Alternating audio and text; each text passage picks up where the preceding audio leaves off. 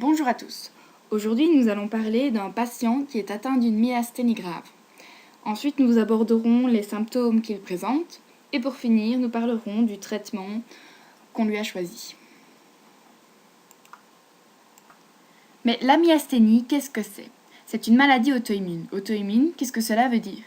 C'est le système immunitaire qui se dérègle et qui va produire des anticorps contre ses tissus à lui, puisqu'il les considère comme ennemis.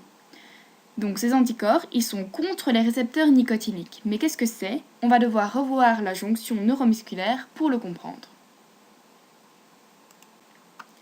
La jonction neuromusculaire, elle est responsable de la transmission de l'influx nerveux vers le muscle strié squelettique.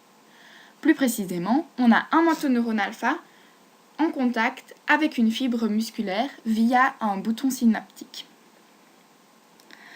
Alors, le potentiel d'action va arriver au niveau du bouton synaptique via l'axone. On a une ouverture des canaux voltage dépendants au niveau du bouton. Le sodium et le calcium vont rentrer. Le calcium qui augmente va provoquer la fusion des vésicules avec la membrane du bouton.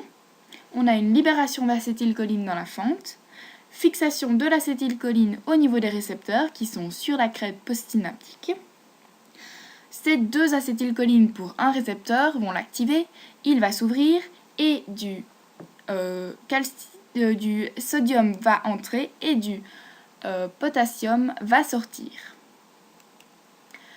Ensuite, on va avoir une ouverture supplémentaire des canaux voltage dépendants grâce au sodium qui sera rentré par les récepteurs nicotiniques. Cette augmentation de sodium va provoquer une dépolarisation plus grande de la fibre, ce qui va déclencher un potentiel d'action dans la fibre et la contraction de cette même fibre.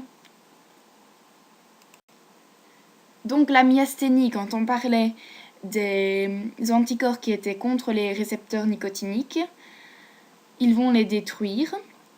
On va avoir une diminution du nombre des récepteurs fonctionnels, voire une destruction totale.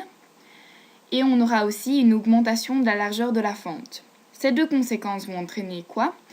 D'abord un abaissement de l'efficacité de la transmission, et donc on n'a plus la même capacité pour déclencher la contraction des cellules musculaires postsynaptiques. Les symptômes du patient. On a une fatigue musculaire due à la diminution de la capacité à activer la contraction. On a aussi une diplopie horizontale intermittente qui est une vision double. Horizontale qui veut dire que les images sont l'une à côté de l'autre. Alors, cette diplopie, elle est due à quoi ? À la faiblesse des muscles oculomoteurs, surtout le muscle droit latéral et le droit médial, puisqu'ils sont responsables de la vision horizontale. On va avoir une perte du parallélisme des muscles oculomoteurs. L'objet ne se projettera plus sur les zones homonymes des deux rétines, et on aura une vision double. Alors la diplopie varie dans le temps, elle s'aggrave dans la journée ou lors d'un effort et elle s'améliore avec le repos, d'où le terme intermittent. Voici le schéma qui résume la liaison entre myasthénie grave, diplopie et fatigue musculaire. Nous allons maintenant passer au traitement. Tout d'abord, on va lui administrer de la pyridostigmine, qui inhibe l'enzyme acétylcholinestérase, et donc on empêche la recapture de l'acétylcholine. On augmente sa concentration dans la fente, ce qui a pour effet d'activer plus efficacement les récepteurs postsynaptiques nicotiniques. Et donc, on va diminuer la faiblesse musculaire. À cause de la pyridostigmine, on va avoir une accumulation d'acétylcholine qui va aller se fixer sur d'autres récepteurs qu'on appelle muscariniques.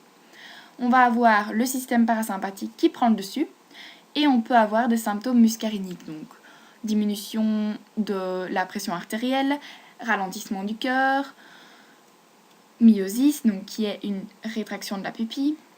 Pour éviter tous ces symptômes muscariniques, on administre du sulfate d'atropine qui va aller se fixer au récepteur muscarinique et bloquer son activité. Voici pour finir le schéma récapitulatif de la vignette avec les symptômes et les traitements. Et voici la simplification du schéma.